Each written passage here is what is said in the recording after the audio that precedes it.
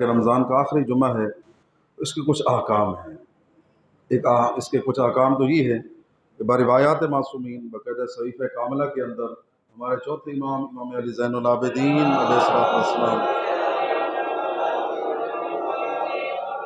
کا باقاعدہ ایک پورا دعا ہے جس کے اندر مولا نے اس مہینے کو کیسے الوداع کیا۔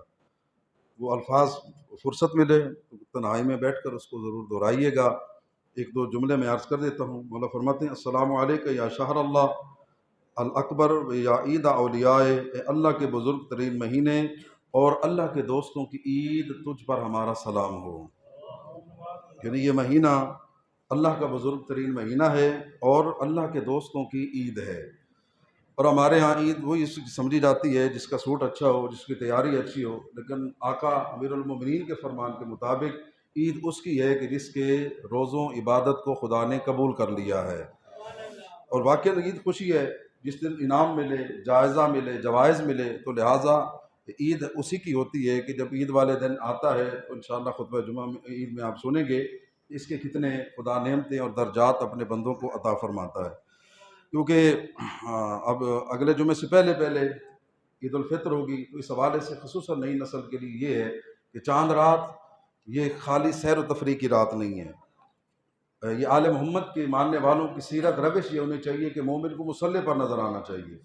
یعنی اس کی مثال جو دوں کہ جس طرح آپ پورا مہینہ محنت کریں اور جب آپ کو اجرت ملنے کا وقت ہو تو آپ اجرت لینے کے بجائے باہر گلیوں میں پھرتے ہوئے نظر آئیں۔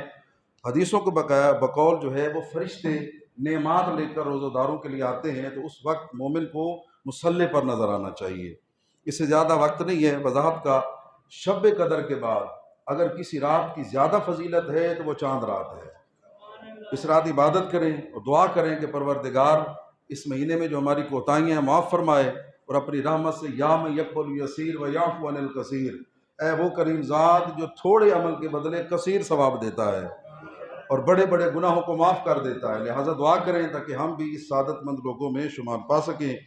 اور عام راوی نہیں، حضرت جابر ابن عبداللہ انصاری جو حدیث قصہ کے راوی بھی ہیں اور کربلا کے پہلے زوار بھی ہیں، وہ کہتے ہیں کہ میں دخلت علی رسول اللہ فی آخر جمعہ من شہر رمضان، میں اس وقت حضور کی خدمت میں حاضر ہوا جب ماہ رمضان کا آخری جمعہ تھا، تو قال علی یا جابر ھذا آخر جمعہ من شہر رمضان، تو حضرت نے آقا دو جہاں نے حضرت جابر سے مخاطب ہو کر فرمایا جابر جانتے ہو یہ ماہ مبارک رمضان کا آخری جمعہ ہے، لہٰذا فودعہ وقل اللہم، حضور فرماتے ہیں کہ اس کو الوداع کرو، الوداع کرو۔ تو میں نے پوچھا یا رسول اللہ کیا کہوں؟ تو آپ نے فرمایا اس طرح کہو اللہم لا تجعلہ آخر العہد من صیامنا، میرا اللہ یہ ماہ رمضان ہمارے روزوں کا آخری سال نہ ہو، یعنی ہمیں آئندہ بھی توفیق عطا کرنا۔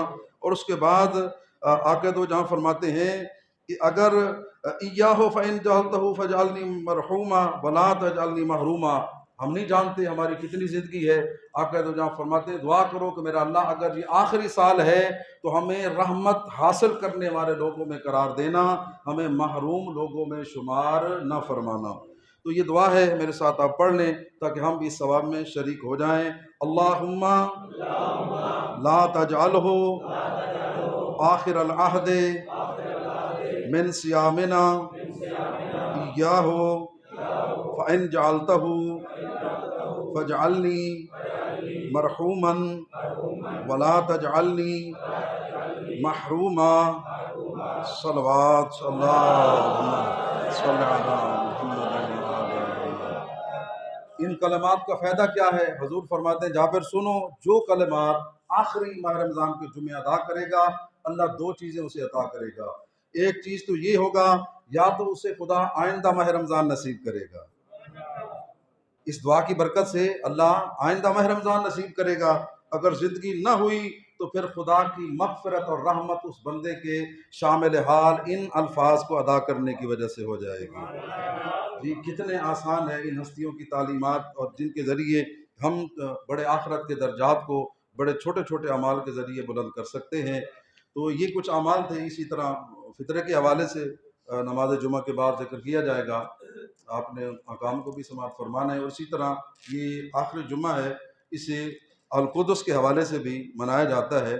کافی عرصہ پہلے مذہب شیعہ کے ایک عالم بزرگوار، ایک مجتہد قبلہ آقا خمینی صاحب نے ایک روش شروع کرائی تھی کہ آخری جمعہ ماہ رمضان کا پورے عالم اسلام کو چاہیے کہ فلسطین کے حق میں اور ناجائز سے ہونی ریاست جو ہے اس کے خلاف احتجاج کے طور پر منانا چاہیے۔ لیکن میں جہاں تک سمجھتا ہوں اس سال جتنا زیادہ اس دن کو منانے کی ضرورت ہے، ماضی میں اس کی کوئی مثال نہیں ملتی، اسی لیے کہ آپ سوشل میڈیا سے آگاہ ہیں، آپ دیکھتے رہتے ہیں کہ جتنے مظالم ان بے کس مسلمانوں پر ہو رہے ہیں۔ جمعہ ہے، اللہ کے گھر میں بیٹھے ہوئے ہیں، ہم کسی نہ کسی طرح اس میں ذمہ دار ضرور ہیں۔ دعا کریں اللہ رب العزت ہمیں اپنی ذمہ داریوں سے عہدہ برآ ہونے کی توفیق عطا فرمائے۔ ہم کچھ نہیں کر سکتے تو آقا امیر المومنین کے فرمان کے بقول کونوا للظالم خصما وللمظلوم عونا، میرا لال میری وصیت ہے تمہارے لیے، اور جس تک میرا یہ فرمان پہنچے ہمیشہ مظلوم کے مددگار بننا اور ظالم کے دشمن نظر آنا۔ انشاءاللہ ہم مظلوموں کے ساتھ ہیں اور ہم ظالم سے اظہار برات کرتے ہیں اور خطبہ جمعہ میں دعا کرتے ہیں اللہ رب العزت فلسطین کے مظلوم مسلمانوں کی مدد و نصرت عطا فرمائے، انہیں استقامت اور کامیابی عطا فرمائے، جو مرحوم ہو چکے ہیں خدا ان کے درجات بلند فرمائے، جو